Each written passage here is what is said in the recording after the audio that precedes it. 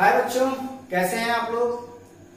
आज हम लोग बात करते हैं उसी टॉपिक से जहां पर हम लोगों ने पिछले क्लास में रेस्ट किया था, यानी कि मैंने आपको ये 5 क्वेश्चन दिए थे और मैंने आपसे कहा था कि इन 5 क्वेश्चंस को आप लोग सॉल्व करके मुझे इन्फॉर्म कीजिएगा।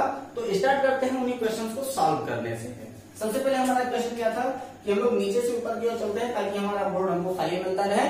तो सबसे पहले हम लोग देखते हैं कि if n is equal to 3 calculate all quants number. तो यहाँ पर हमको क्या दे दिया है कि n इज इक्वल टू 3 दे दिया है, तो आपका l इज इक्वल टू क्या हो जाएगा 0 1 2 हो जाएगा।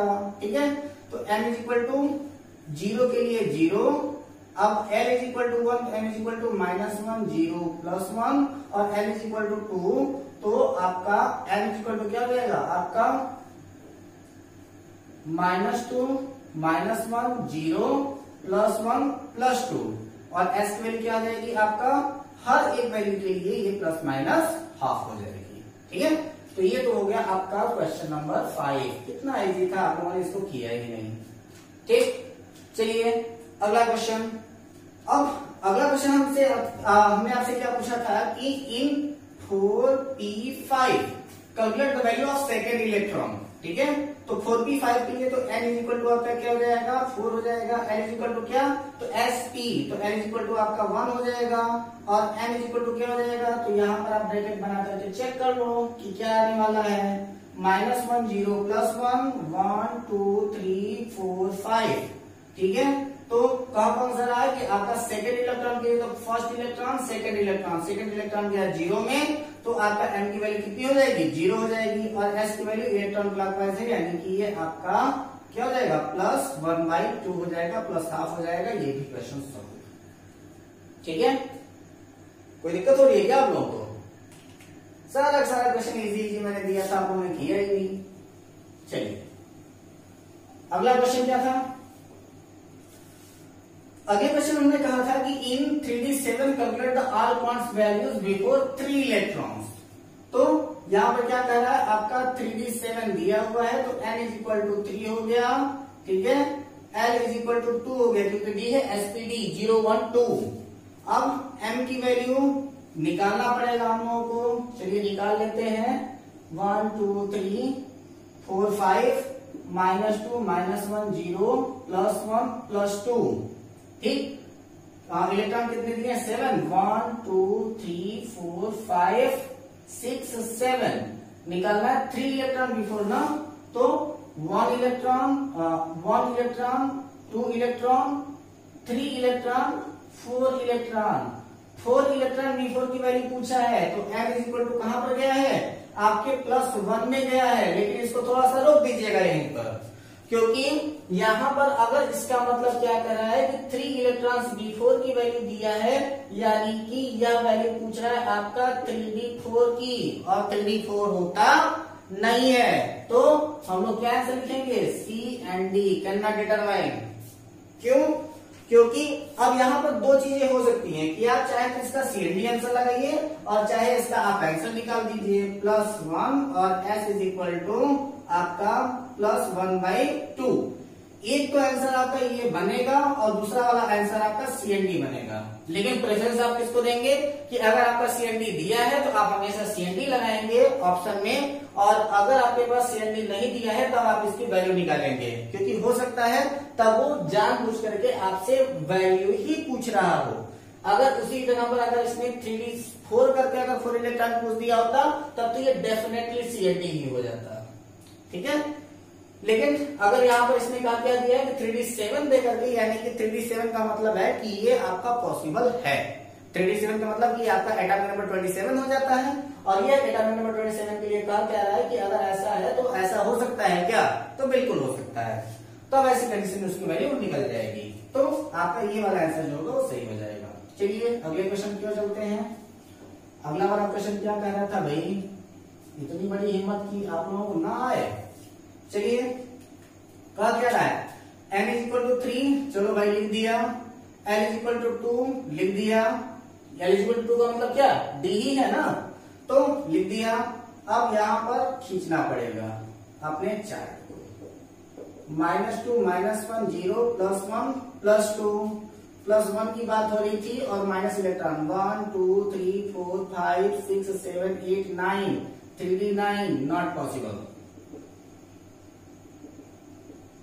क्यों? क्योंकि 3D9 होता ही नहीं है, वो सीधे सीधे 3D10 हो जाता है 4s1 करके। ठीक है, ये क्या है आपका एक्सेप्शन केस है, इसका आंसर निकलेगा ही नहीं, तो इसका आंसर निकालने की कोशिश आप लोग ना करें। चलिए अगला क्वेश्चन क्या है? अगला क्वेश्चन था आपका n = 3 लिख दिया भाई, n = 2 वो भी लिख दिया। चलो अब आपका क्या कह रहा है वो भी देख लेते हैं। -2 -1 0 +1 +2 प्लस -2 की बात कर रहा है, चलिए ठीक है, और प्लस हाफ की बात कर रहा है 1, यानी कि पहला इलेक्ट्रॉन तो है ये, +1 कह रहा है तो 3D1 यानी कि एटॉमिक नंबर 21, एटॉमिक नंबर इसका कितना है 21 है, तो वह क्या है स्कैंडियम है। निकल गया। क्या टेंशन थी आप लोगों के लिए? आप लोगों ने इतना इजी क्वेश्चन देखा और उसको आसानी से आप लोग छोड़ करके चले गए। तो क्वांट्स का वीडियो आप लोग एक बार फिर से वॉच कर लीजिएगा, और अगर आप लोगों को कोई दिक्कत नजर आती है तो आप लोग उसको जरूर पूछ लीजिएगा। इसलिए आज की यह आपकी क्लास में ज्यादा लंबी नहीं खींच रहा हूं, आपको सिर्फ और सिर्फ कुछ इंपॉर्टेंट चीजों के बारे में बता दे रहा हूं जिनके बारे में आपको एग्जाम में पूछा भी जाता है। तो क्वांट्स की वैल्यू को आप क्वांट्स के अकॉर्डिंग जितने भी क्वेश्चन पूछ सके आप उनसे पूछ लीजिएगा, अगर आपको कोई भी डाउट होती है क्वांट्स में तो। ठीक है, यहां पर अब आपका क्या हो जाता है कि 2-3 चीजें मैं आपको बता देता हूं कि पहला क्या हो जाता है, एक कंडीशन है आपका कि E = P = Z, यानी कि number of electron = number of proton = atomic number. ठीक है, दूसरी बात क्या आती है आपका कि A = n + E n + P n + Z, कुछ भी दिया हो सही है। सबसे ज्यादा अच्छा फार्मूला कौन सा होगा? तो सबसे अच्छा फार्मूला ये वाला होगा। ठीक है, कि जब A = n + P हो तो वह वैल्यू आपकी सबसे ज्यादा सुटेबल और सबसे ज्यादा सटीक मानी जाती है। ठीक है, तो A का मतलब क्या है कि atomic mass = number of neutron plus electron proton या फिर एटॉमिक नंबर, कोई भी हो एक दिया हो उसको हम लोग ऐड कर देंगे तो हम लोगों का क्या निकल जाएगा, वो आपका एटॉमिक मास निकल जाएगा। इसके अकॉर्डिंग हम लोग से कहा जाए कि आइसोटोप्स आइसोबार्स निकालने के लिए, तो आइसोटोप्स एंड आइसोबार्स कैसे निकलते हैं बेटा, तो वो भी देख लीजिए। चलिए हम लोग बात करते हैं किसकी, आइसोटोप्स की। और आपके आइसोटोप्स क्या कहते हैं कि जब कभी भी आप आइसोटोप्स की बात करेंगे तो टॉप का मतलब होता है टॉप, नीचे। ठीक है, तो आप क्या कहते हैं कि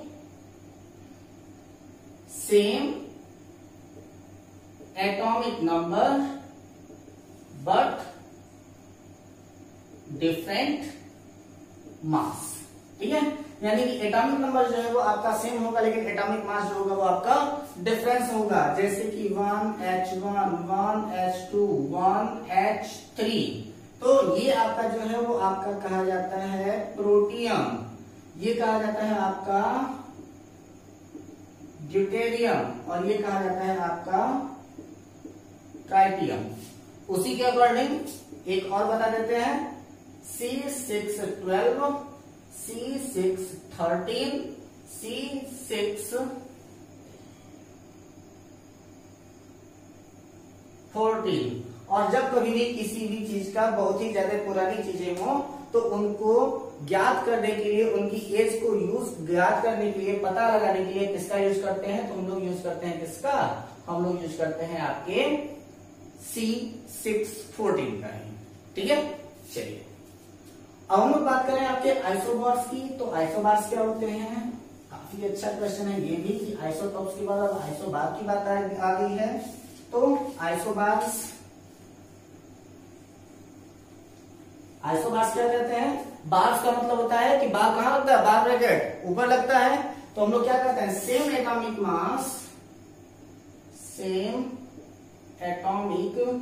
मास but different atomic number। ठीक, जैसे कि अगर हम लोग लेना हो तो हम लोग लेते कहां से, स्टार्ट कर देते हैं sulphur, chlorine, argon, potassium, calcium. Atomic number 16, 17, 18, 19, 20। इसके ऊपर क्या हो जाता है 40, 40, 40, 40, 40। ठीक है, ये सारे क्या हो जाते हैं आपके, क्या कहे जाएंगे, तो ये आपके आइसोबार्स कहे जाएंगे। अब इनके अकॉर्डिंग कुछ इंपॉर्टेंट फैक्ट हैं, उनको वन लाइन में हम लोग जल्दी जल्दी देख लेते हैं। और आप लोगों को तो मैंने आपके होमवर्क तो बता ही दिया है कि आप लोगों को पीडीएफ ऑलरेडी सेंड कर दी गई है, जो कि आपके एनसीईआरटी का सॉल्यूशन आपका चैप्टर नंबर 1 का है। तो एनसीईआरटी का सॉल्यूशन चैप्टर 1 आप लोग कंप्लीट कर लीजिएगा, उसको कंप्लीटली वॉच करके जो भी क्वेश्चन ना आ रहे हो उसकी क्वेरीज को आप हमसे पूछ करके उसको बिल्कुल सॉल्व कर लीजिएगा। और क्वांटम का वीडियो एक बार फिर से आप लोग वॉच कर लीजिएगा, ताकि क्वांट्स के बीच में अगर आपको कोई भी डाउट हो तो आप उसको क्लियर कर दीजिए। बाकी अभी तक मैं आपको जनरल चीजें जो पीछे की छुट्टी हुई थी उनको मैं आपको बता देता हूँ। क्वांट्स में भी टाइम लगने वाला है, और जब आपका क्वांट्स आपका क्लियर हो जाएगा तब आपको हम लोग हाइजेनबर्ग कंसल्टेटिव प्रिंसिपल के भी बारे में बता देंगे, और एक दो इंपॉर्टेंट साइंटिस्ट हैं उनके बारे में भी हम लोग आपको बता देंगे। चलिए, तो अब यहाँ पर हम लोग कहते क्या है कि कुछ इंपॉर्टेंट पॉइंट्स है कि if we want to change atomic mass without change atomic number, so we can change number of neutron. ठीक है, अगर हम लोगों को चेंज करना हो एटॉमिक मास, वो भी तब जब हमको एटॉमिक नंबर चेंज ना करना हो, तो ऐसी कंडीशन में उसको चेंज करने के लिए हम लोग क्या करेंगे कि आप न्यूट्रॉन की वैल्यू चेंज कर दीजिए, आपका एटॉमिक मास चेंज हो जाएगा। ठीक है, दूसरी बात, atomic number can't be change. जो आपका एटॉमिक नंबर है उसको चेंज नहीं कर सकते, बिकॉज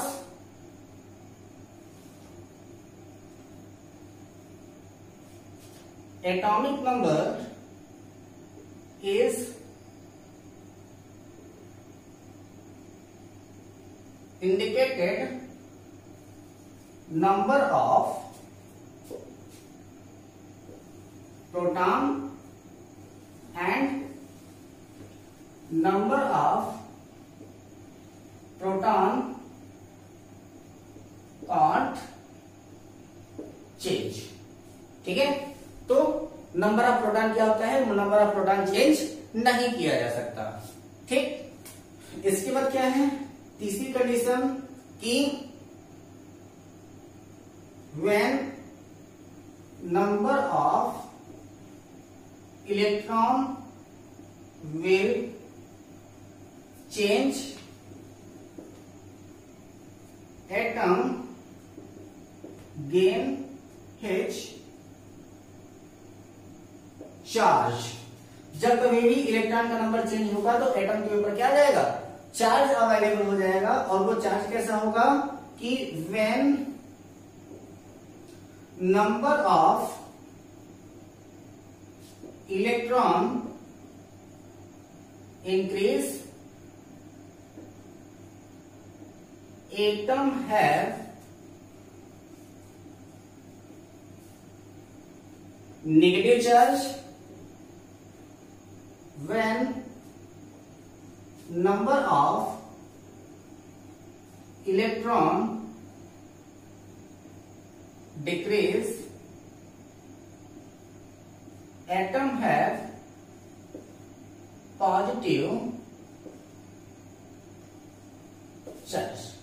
ठीक है, इसके अलावा और भी क्वेश्चन आता है, जैसे कि आपके आइसोबार्स के एग्जांपल में हम लोग किसका लेते हैं, तो हम लोग यूरेनियम का इस्तेमाल करते हैं। कि जैसे कि आपसे पूछा जाता है कि एटॉमिक बम बनाने में किसका इस्तेमाल किया जाता है, तो उसमें हम लोग क्या करते हैं कि हम लोग इस्तेमाल करते हैं किसका, आइसोटोप्स ऑफ यूरेनियम का करते हैं। और उसमें आइसोटोप्स ऑफ यूरेनियम हम लोग किसका करते हैं, तो यूरेनियम 92-235 का इस्तेमाल हम लोग करते हैं।